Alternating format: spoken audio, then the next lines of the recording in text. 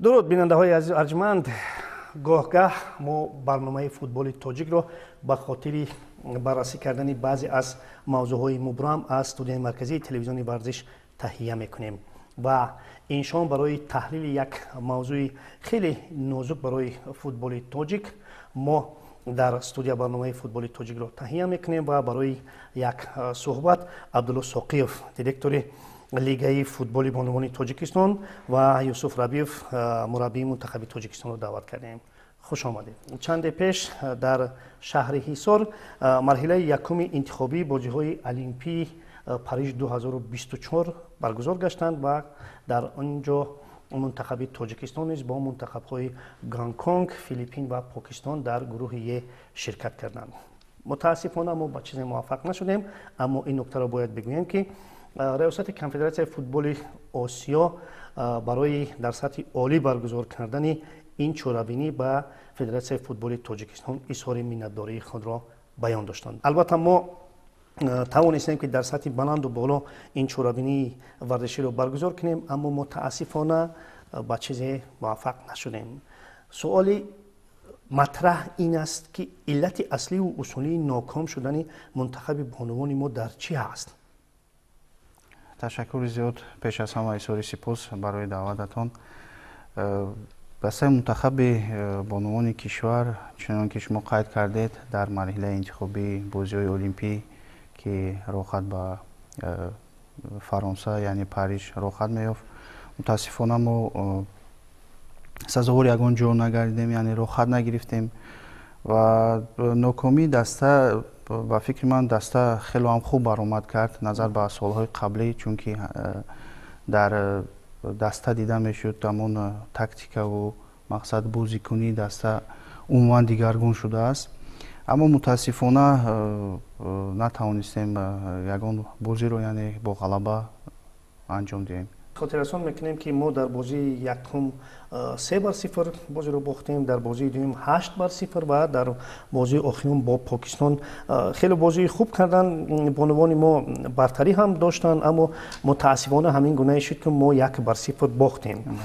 юсуф, шумо солиёни дароз бо мунтахаб кор мекунед. чӣ иллат аст дар ҳамин, чӣ мушкилот дорад ҳамин мунтахаби бонувони мо?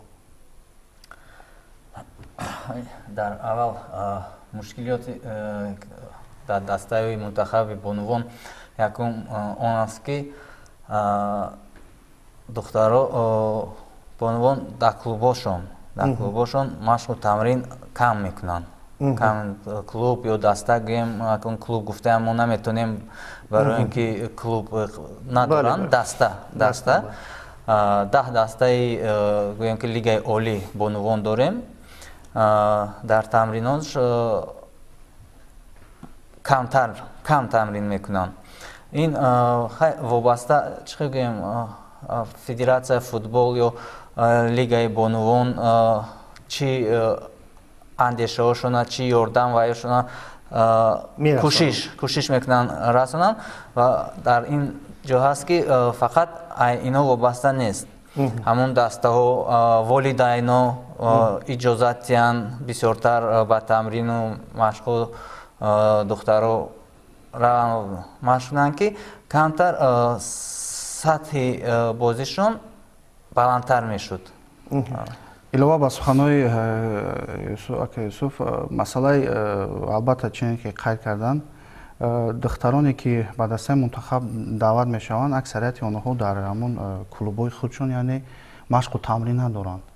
аз ҳама сабаби асосӣ ҳамин аст, чунки вақте ки даъват ба дастаи мунтахаб ҳангоми омодагӣ ба ягон мусобиқоти байналмилалӣ, яъне барои омодагӣ ба муддати 10 рӯз 14 рӯз яъне вақт ҷудо мегардад ки то дастаи мунтахаб яъне омода шавад. то ин дам бояд бозингарон дар дастаҳои худ аллакай омода бошанд ки вақте ҳангоми даъват кардани ин ё бозингар ба дастаи мунтахаб ҳамчун бозингари тайёр аз ҷиҳати рӯҳонӣ, ҷисмонӣ, аз тамоми самт бояд омода бошанд ва дар муддати 10-14 рӯз мураббиёи сармунтахабҳои дастаҳои мунтахаби бонувон тавонанд духтаронро яъне бо якдигар шиносоӣ кардан мақсад ҳамон ваёи худшона. ин сабаби аз ҳама асосӣ гӯем хато намекунем, барое ки лигаи футболи бонувони Федератсияи футболи Тоҷикистон ҳамасола тамоми ҳамон мусобиқаҳое ки ҳаст бар синни сол мо мегузаронем.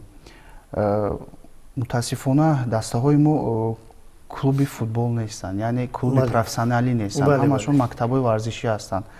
агар хуб мешуд, яъне ягон дастаҳои лигаи олӣ зери сохторҳои худ дастаҳои бонувонро яъне ворид мекарданд, ҳангоме ки дастаи лигаи олӣ як маблағи муайян ба сармураббӣ пардохт кунад ё ин ки ба бозингарон метавонад, яъне ҳамон тамринои дастаро, яъне машқи онҳоро таҳти назорати худ гирад.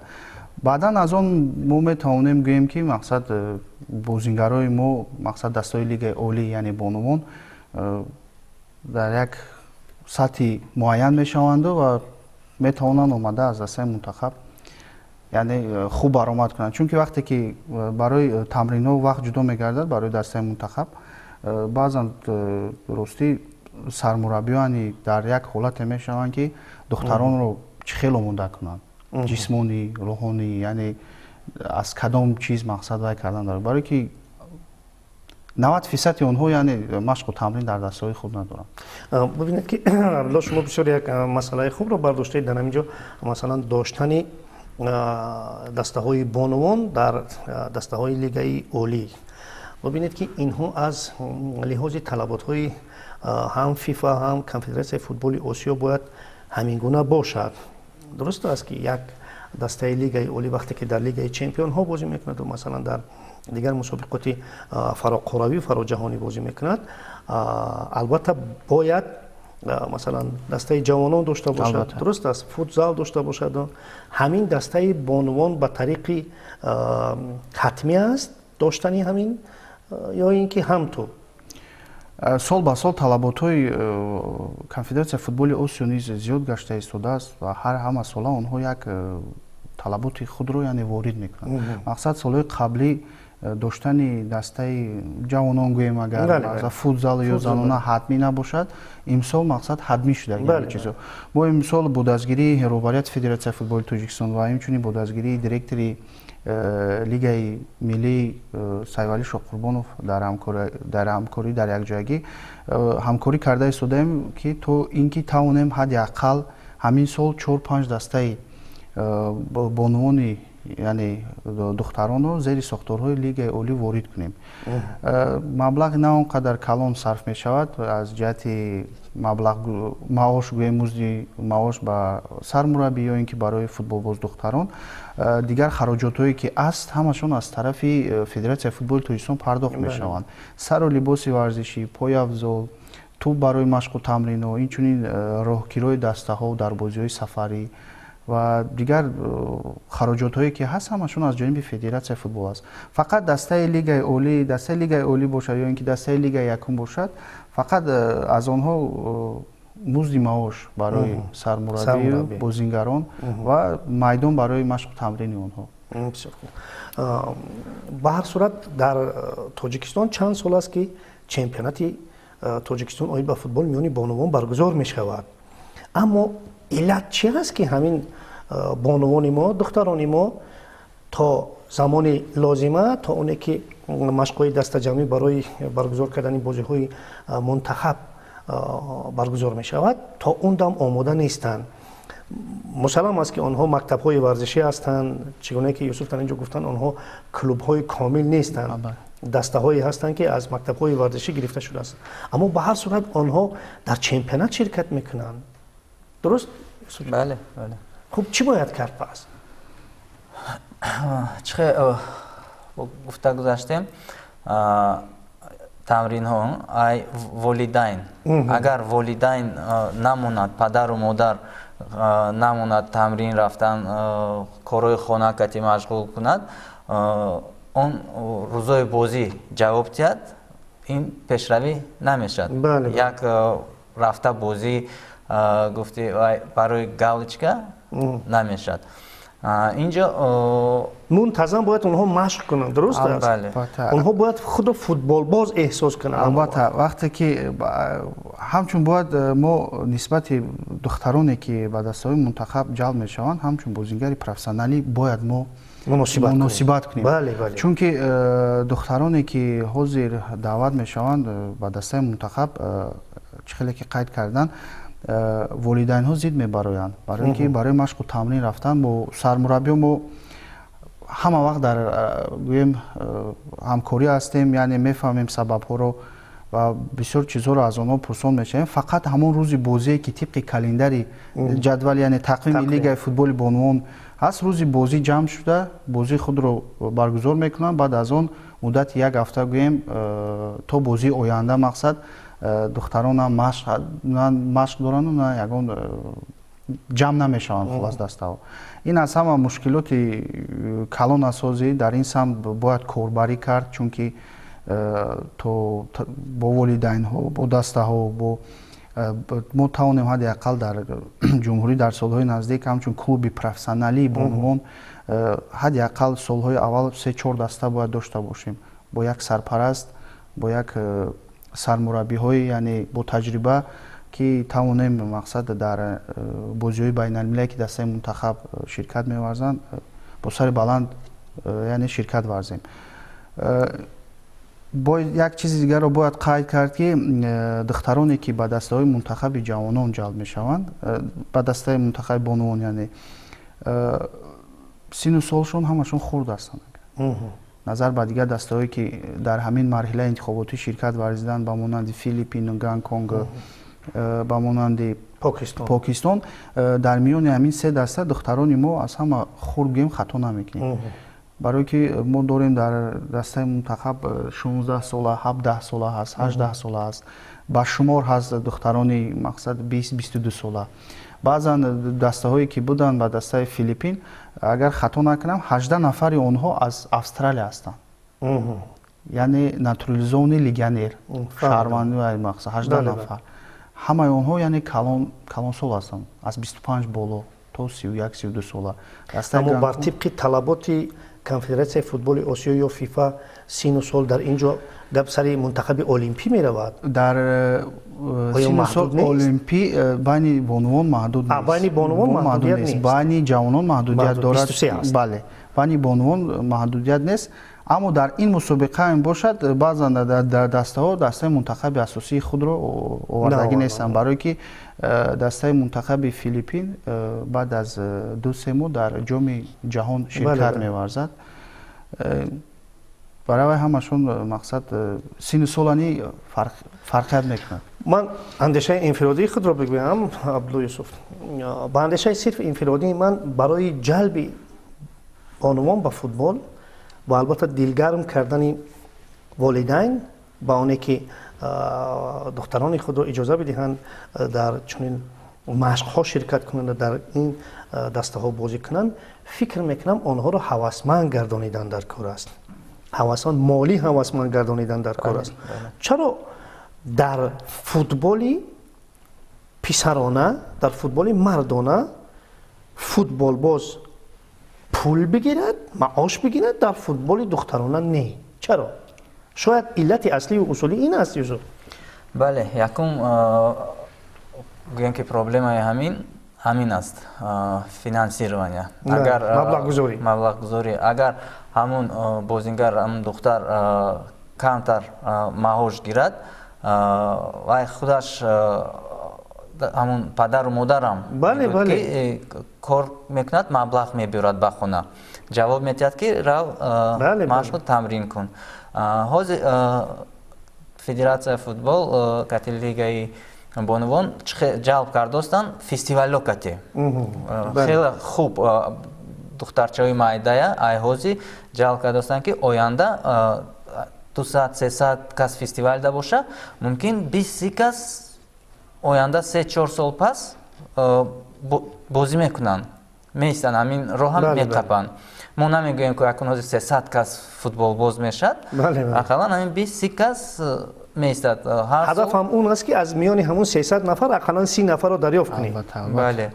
ана як сола агар хато накунам 2-3 бор ҳамин фестивалё гузарондостанд. Бисёр духтаро мебиёянд, падару модарашон мебиёянд, аку мо вай дорем ки оянда ҳамин духтарои хурд футболбоз бироянд.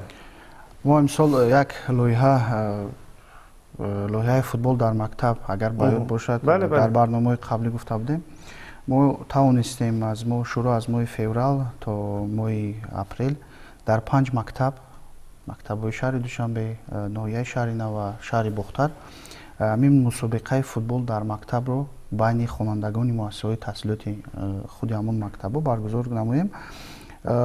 хушбахтона аввали кор буд, мо тавонистем бештари хонандагонро ҷалб кунем, ҳам дар шаҳри Бухтар, дар мактаби русию тоҷикӣ ба номи Ломоносови шаҳри Бухтар мо тавонистем дар он ҷо 20 даста ҷалб кунем, духтарон байни худ яъне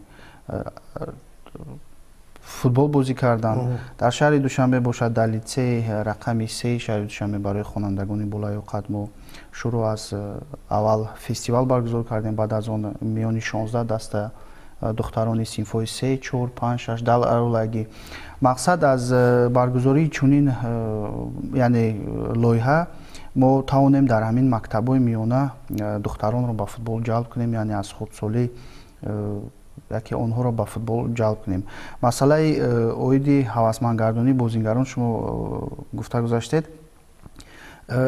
Федератсияи футболи Тоҷикистон наметавонад он 40 дастае ки ҳаст бо тамоми ҳама бозингарону мақсад бо маоши пулӣ яъне гӯем ҳавасманд гардонад. ин вазифаи федератсия ҳам нест. ин вазифаи федератсия не. Ба аксарияти мақсад ба ё хиёл мекунанд ки бояд вазифаи федератсия дар ин самт не. дар ҳолатҳое ки духтарон ба дастаҳои мунтахаби ин ё он даъват мешаванд, албатта аз ҷониби федератсия ҳавасмандгардонӣ мешавад. мақсад ҳамин аст ки машқҳои дастаҷамонае ки онҳо баргузор мекунанд ба дӯши федератсия аст, мусаллам аст ки ин аст. баъзан ҳамон то ҳолам баъзан ҳамон мураббиё, баъзан бозингарон, духтарон ҳамон вазифаҳоро яъне намедонанд ки вазифаи федератсияи футболи Тоҷикистон дар чист ва вазифаи дастаи ҳамон мактаби варзишӣ дар чист. бале дар ин самт корравӣ ҳаст. мо мехоҳем ягон сарпарасте ҷалб кунем ки ягон дастаи бонувонро яъне сарпарастӣ кунаду онҳоро бо як маоши муайян таъмин кунад. вақте ки духтар маоши муайян мегирад, вай ҳамчун як кор мешавад. вай ҳама рӯза ҳамон 2 соати вақти худро ҷудо карда рафта ба он машқу тамрини худ яъне овора мегардаду баъд мо метавонем бозингари тайёри хубро ба даста ҷалб кунему як бозии хуби бо аз ин ҳам хубтару дар бозӣ зиёда аз ин баъд талаботҳо ҳам дигар мешаванд. мусаллам аст ки вақте ки масалан ба як нафар маош пардохт карда мешавад, талабот аз ӯ дигар мешавад. ва дуруст гуфтед инҷо Абдулло ки вазифаи Федератсияи футболи Тоҷикистон усулан дар дохил баргузор кардани мусобиқот аст. албатта мусобиқот аст, аммо дар сатҳи байналмилалӣ албатта дастгирии дастаҳои мунтахаб. аммо оне ки масалан футболбозонро бояд маош бидиҳанд, ин албатта клубҳо ҳастанд, дастаҳо ҳастанд, сарпарастон ҳастанд, муассисони дастаҳо ҳастанд ки ба ин кор албатта вазифадор ҳастанд. хуб, Абдулло, ман мехостам бевосита ба ҳамин се бозии баргузоршуда як назар кунем. хуб, се бозиро мо бохтем. мусаллам аст ки мо 3-0, 8-0 ва 1-0 бохтем.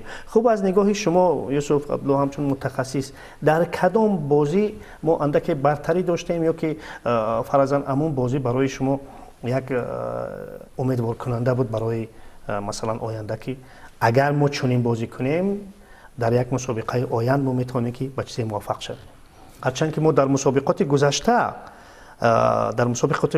ки гузашт мо як ғалаба кардем, дуруст? бар Қирғизистон мо ғолиб омада будем, ҳарчанд ки ин мунтахаб набуд. ба ҳар сурат манзури ман бонувон буданд. ба фикри ман дастаи мунтахаб дар ҳамин се бозие ки баргузор намуд, дар се бозӣ хуб нишон доданд. дар бозӣ бо Гонконг низ ба фикри ман натиҷаи хуб аст. 3-0 барои ки дастаи Гонконг яке аз дастаҳои беҳтарин дар Осиё мебошад. ва бозии хубе ки бо дастаи яке аз бозиҳои беҳтарин гӯем назар ба ду бозӣ ин бо даста бо покистон буд нобаста аз он ки 0-1 мо бозиро бохтем вале бозӣ тамоман ранги дигар буд ва ҳамин бозиро дида мо як умеде пайдо кардем ки мақсад мураббиё тавонистанд дастаро дар як ҳолати хуб омода намоянд ва боварӣ дорем ки сол ба сол зина ба зина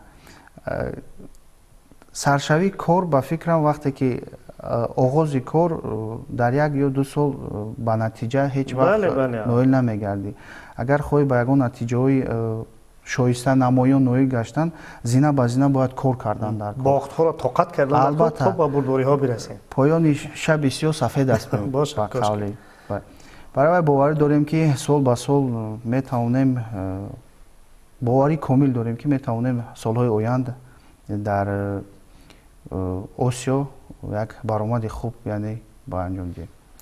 бисёр хуб баъд аз 2 рӯз боз мусобиқаи нав шурӯъ мешавад. хуб дар бораи ин чӣ гуфтан мумкин аст? ҳамакнун боз ҳам умед ба он мебандем ки мо ба чизе муваффақ мешавем. албатта мо ҳамчун роҳбари лигаи футболи бонун масъул вале ҳама вақт дар тамоми мусобиқоте ки дастаи бонуон ширкат меварзад мо ҳама вақт боварӣ дорем ки дастаи мо хуб баромад мекунад. марҳилаи интихобӣ 2 рӯз пас дар шаҳри ҳисор низ марҳилаи интихобии ҷоми осиё байни духтарони то 17 сола оғоз мегардад. дастаи мунтахаби бонуони 17 сола машқу тамрини худро оғоз кардааст. онҳо омода дида истоданд ба ин мусобиқат ва дар ин мусобиқат дастаи корея ва дастаи гонконг ширкат меварзад. чорум дастаи ироқ буд аз ин мусобиқа даст кашиданд ва дастае ки байни бонуон духтароне ки ҷалб шуданд бори аввал нест, яъне онҳо қаблан низ дар мусобиқоти кафа низ хуб баромад карда буданд, сазовори ҷои сеюм гардиданд, бозии хуби худро нишон доданд ва боварӣ дорем ки дар ин мусобиқа низ дастаи мо як метавонад бозии хуби худро нишон диҳад.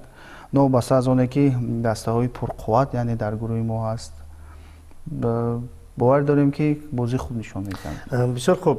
ман дар фарҷом мехостам як суоли дигаро ба миён биёрам. абдулло, бибинед ки хуб 2 рӯз баъд мусобиқаи нав шурӯъ мешавад, аммо мана ҳамин машқҳои дастаҷамона ҳам мунтахаби олимпӣ, усулан ман ҳамаи мунтахабҳои бонувонро дар назар дорам, дар куҷо баргузор мешаванд? бо чӣ гуна шароит? дар худи Душанбе, дар Суғд, дар куҷо баргузор мешаванд? машқу тамринҳои дастаи мунтахаб ҳамашон дар шаҳри Душанбе, яке аз беҳтарин меҳмонхонаҳои кишвар, яъне духтарону мураббиён дар он ҷо ҷамъ мешаванд, машқу тамрини худро яъне баргузор мекунанд ва бояд як чизро қайд кард, новобаста аз оне ки мақсади камбудӣ аст.